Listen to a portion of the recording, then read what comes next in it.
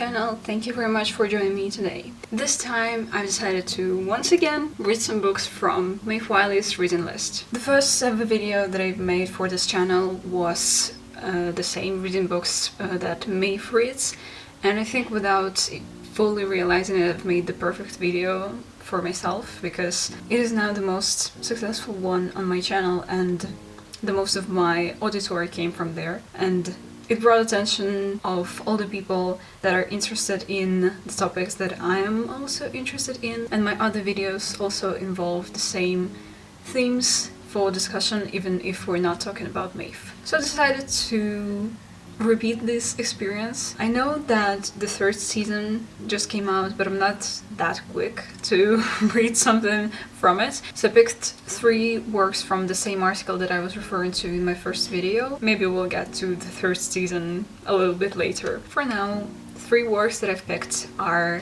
Vindication of the Rights of Women by Mary Wollstonecraft, Emma by Jane Austen, and then As You Like It by Shakespeare. Now, I'm seeing a scheme in the videos of this sort. The last time I did it, it was also one big book, then an essay, and then a Shakespeare play.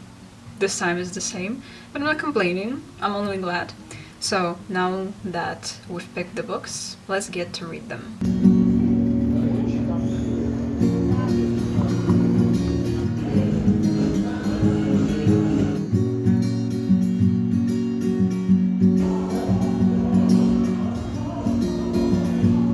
Let's talk about Emma.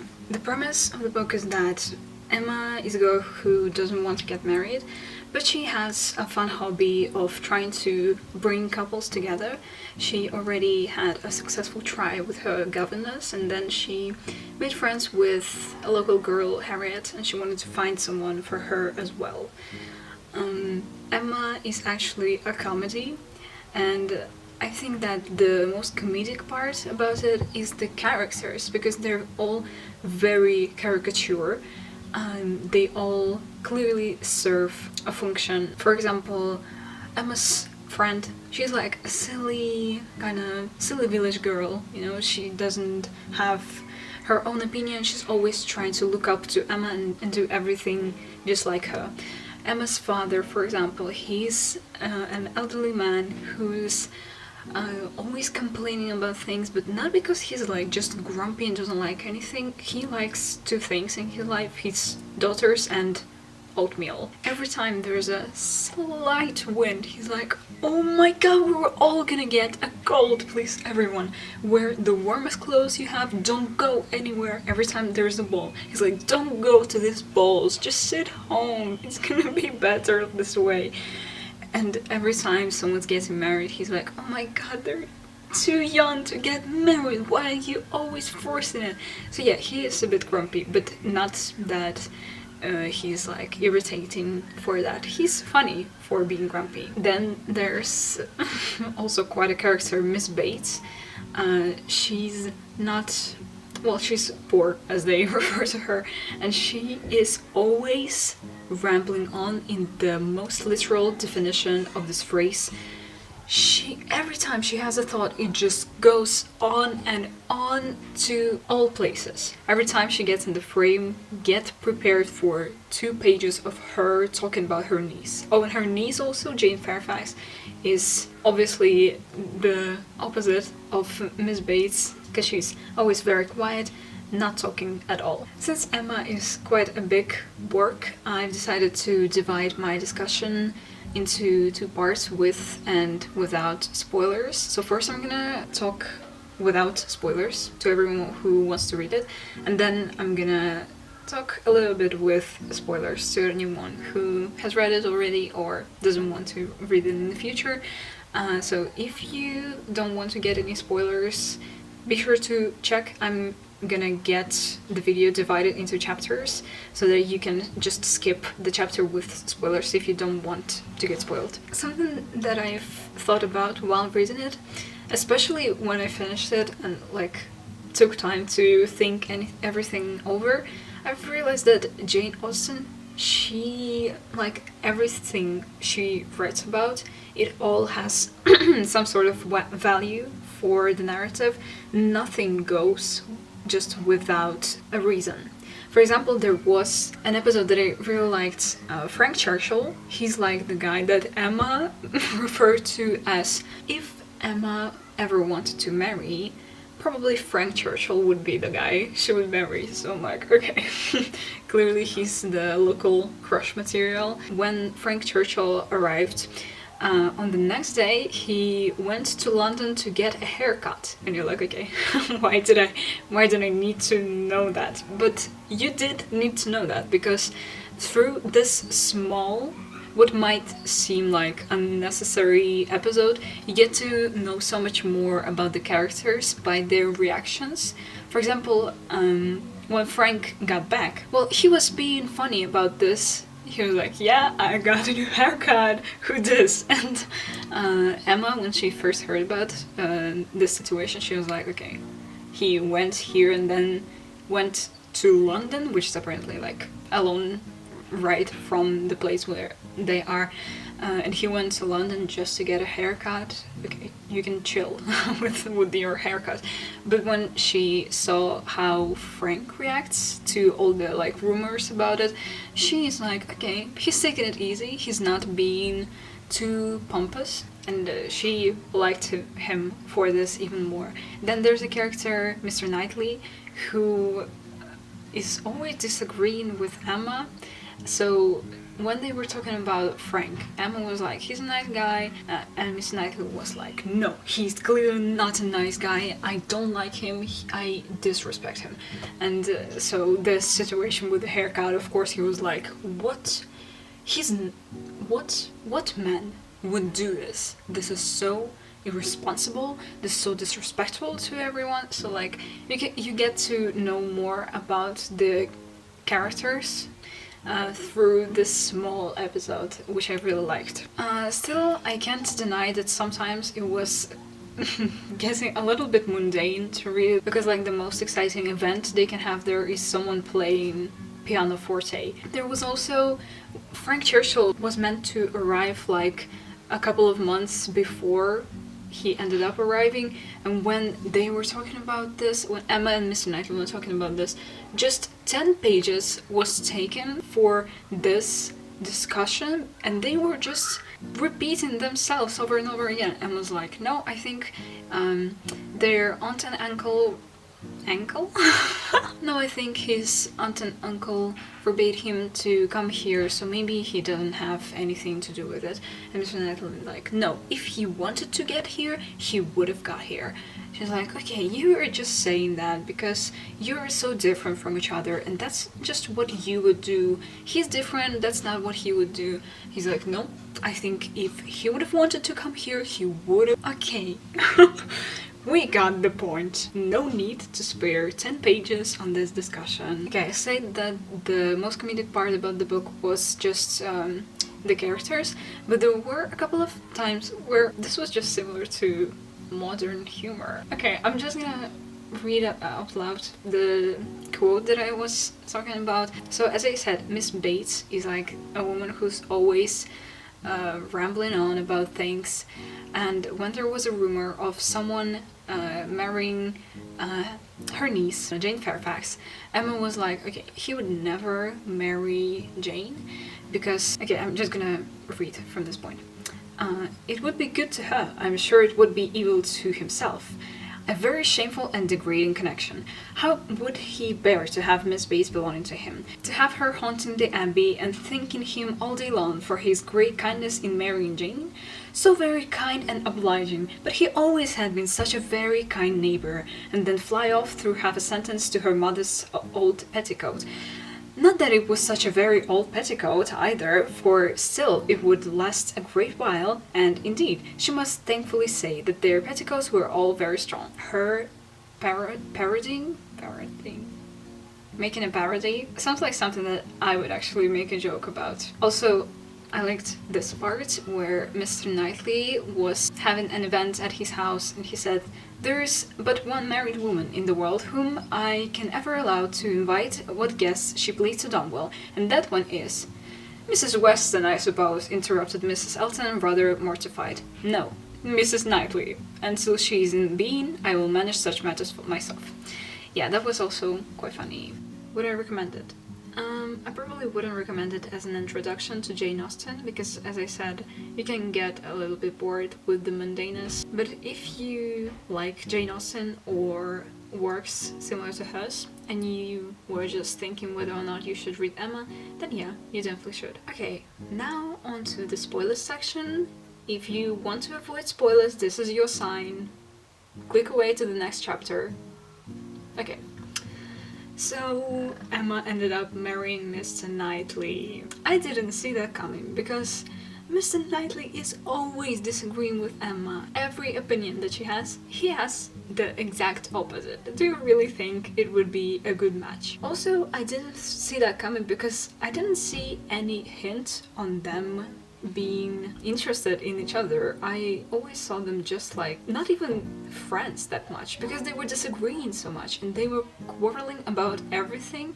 As I said, they just always had very different opinions and I couldn't see how this couple might work. I kind of wish she would just marry Frank Churchill. I liked him more than Mr. Knightley. I get it that like Frank Churchill, it would ruin everything because Frank Churchill ended up marrying Jane Fairfax and then it all made sense at the end. He was meant to arrive earlier in the plot than he did, but he didn't arrive because he was out and about with Jane, and this was the time when they were getting engaged, and also when Frank and Emma were discussing rumors about Jane. It all wasn't just to make fun of Jane, it all was to like drive attention from them to make sure that no one knows about their engagement. So yeah, I know it all made sense. I just like Churchill more than Mr. Knightley. I also filmed a bit while reading it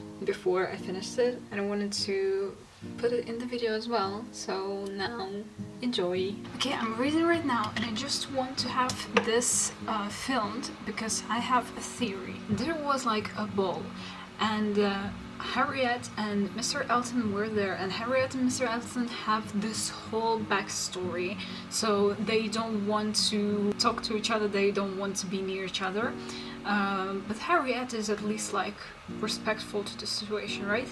Mr. Elton now has a wife, but they're on the ball. His wife is dancing with someone else, and Harriet is left.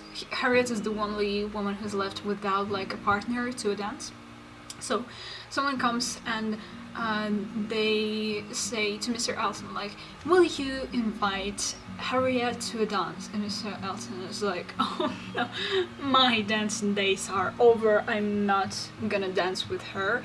And he's actually, well, he's obviously trying to like get away from the situation. It was so disrespectful from Mr. Elton, and everyone saw that and they're like, poor Harriet, what's she gonna do, just being left out like this? And then Mr. Knightley comes into frame and he invites her to dance, so like everyone's saved, everything's good. Then on the other day, Harriet, someone tried to rob Harriet, but then Frank Churchill, he comes to save the day. He takes Harriet out of the situation and he brings her to Emma. And then after a while, they're having a conversation. Harriet and Emma are having a conversation. And Harriet is like, I know that we're such different people. He's so much better than me. We're never gonna end up together. And Emma thinks that she's talking about Frank Churchill. And she's like, well, Harriet, you wait and see. Maybe he'll show some attention to you as well. And Harriet is like, yeah, well, just to think, I was in such a bad situation when he came and he saved me. And like, Emma's thinking that it's about the situation where Harriet was about to get robbed and Frank saved her. But then like, I immediately thought that this is clearly meant to be the thing where like it can be both Frank and Knightley. So I bet, I haven't finished the book yet, that like Emma's gonna think that Harriet is talking about Frank when she's actually gonna talk about Mr. Knightley. And I don't know if Jane Austen meant this to be like this clear, because it was quite obvious, or are we meant to like just have our thoughts on Frank as well? and then it's gonna be like a whole plot twist. So I don't know, either I am a genius for solving this, or I'm just completely wrong.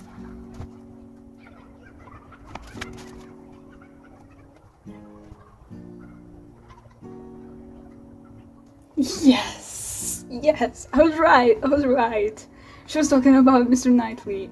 I'm such a genius. I predicted the whole twist of Jane Austen. I'm such a smart person.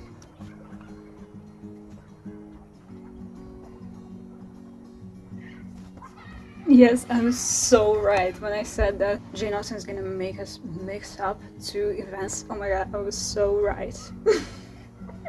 It's such an obvious plot twist. I don't know why am I so proud of myself, but just let me have this moment.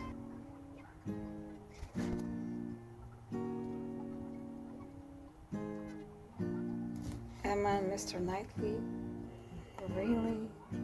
No, I don't see this couple working out.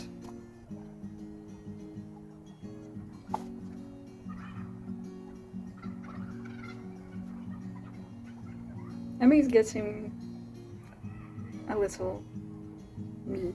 Why is she behaving like this to her best friend? We'll see how that goes. So far, I don't really have too much sympathy for Emma. Okay, so Frank is gonna marry Jane Fairfax? Frank and Emma were gossiping about Jane this whole time and he's gonna marry her. That's weird. I'm reading the last chapter of Emma. Okay, so far it's just and everyone lives happily ever after. Okay. It was something terrible happened, you won't believe what it is. Someone stole all the chickens. I'm like, okay. It's literally second to last page. Why do we need to know about the chickens? Alright. Aww. Okay. I finished. Okay. Cool. I'm glad that I finished. Final conclusion, I just kind of wish that Emma would stick to her earlier decisions and didn't marry anyone. Well, getting into this book, I was kind of thinking that despite the fact that she doesn't want to get married, she probably will end up marrying someone. Yeah, she did. But I kind of wish she never had married.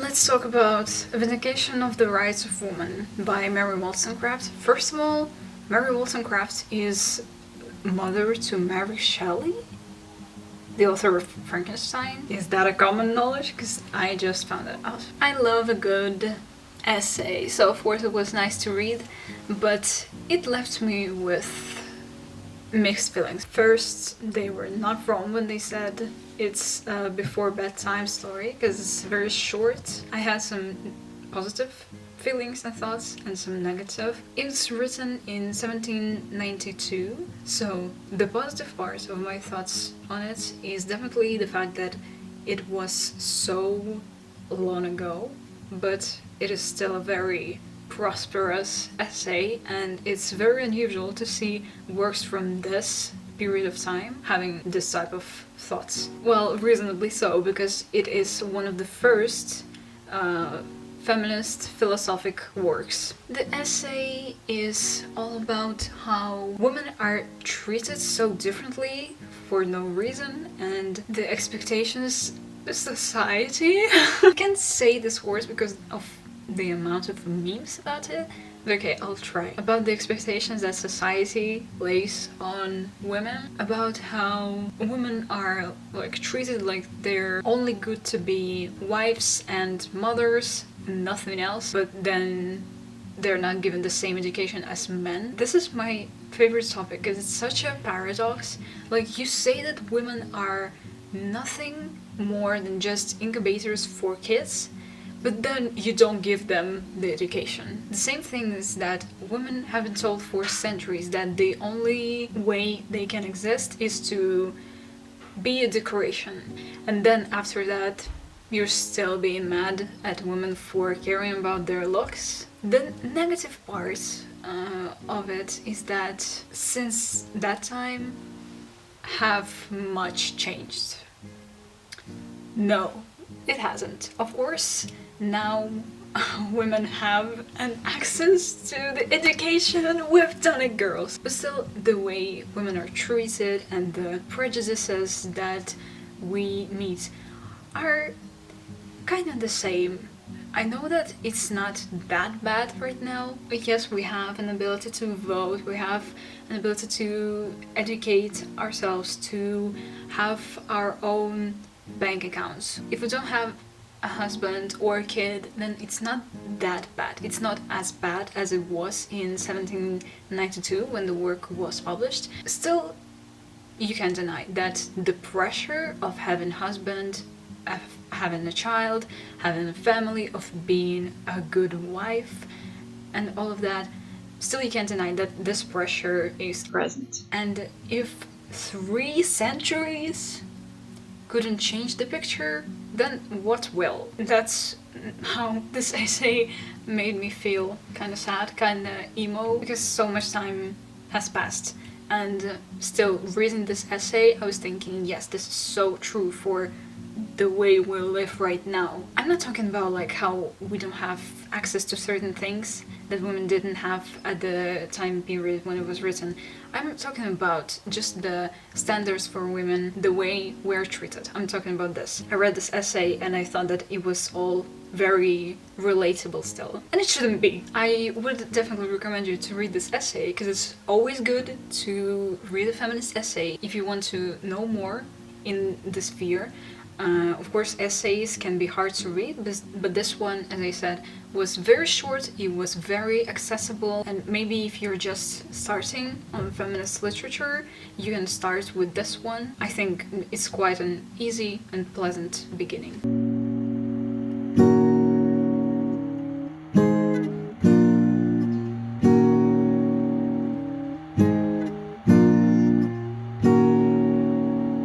While this video was in making, I finished the 3rd season. It's so good. But also, I've only noticed Maeve reference one book. She recommended some book to her friend Amy. Maeve, you're not giving me a lot to work with. I was hoping I'm gonna make a 3rd part to this video with the books that she references in the 3rd season. Turns out I only got one book. Well, for now, the last thing that I've read for this video was a play by Shakespeare, As You Like It. This was nothing like I've read before by Shakespeare. I'm taking back what I said about Macbeth in one of my previous videos. This one is a 5-star. This one I like the most. It's actually also a comedy, again. A little spoiler alert, no one even died at the end. The play is about mostly 2 sisters, Celia and, well, her cousin Rosalind. Celia's father is like the king. His brother is Rosalind's father, who has been ostracized from the kingdom. But Rosalind stays there and lives with her sister because they love each other very much. One day, the king decides that Rosalind also needs to be ostracized because of her father. But the sisters love each other too much, so they decide that it would be better to just move far away from the kingdom together. But there was a moment when one of them was like, well, it's not safe to just go like this. We're 2 women, it's not safe for us. So Rosalind decides to go away in disguise, and she wears man's clothes and pretends that she's a man. And that, once again, reminded me of something that still happens. I saw a lot of TikToks of girls dressing up as guys just to go out in public at the nighttime. Well, it turns out it's not actually a new idea. It takes its roots in the early 17th century. So yeah, they just go in woods like this, and I don't want to say anything else because I feel like if I say something it would spoil the plot a little bit. But it has a happy ending, but also a little bit of a forced ending. Well, now, what assumptions can I make about Maeve based on the books that I've read? Well, probably that we're so much alike. We have just the very same taste. We're so similar. Well, actually, I have to say that it was all, well, quite predictable for her as a character to like all of these books. Like Shakespeare, yeah, she was in British school, of course. She has to read Shakespeare. Mary Wollstonecraft's essay, yeah, she's been known to like feminist essays, so of course. And then Emma by Jane Austen, she's a fangirl of Jane Austen. In one of the episodes she said that she has read all of Jane Austen's works by the age of 12. So yeah, also quite predictable that she would read Emma. The books that Maeve is picking up are very much checking a lot of boxes for me, and I also like to read this type of literature. I don't even know what to recommend more from what I've read for this video, because I liked all of the works. Probably if you want some lighthearted Shakespeare, then read As You Like It. If you are a fan of Jane Austen or of literature of Jane Austen's era, then definitely read Emma, because it's quite witty as well.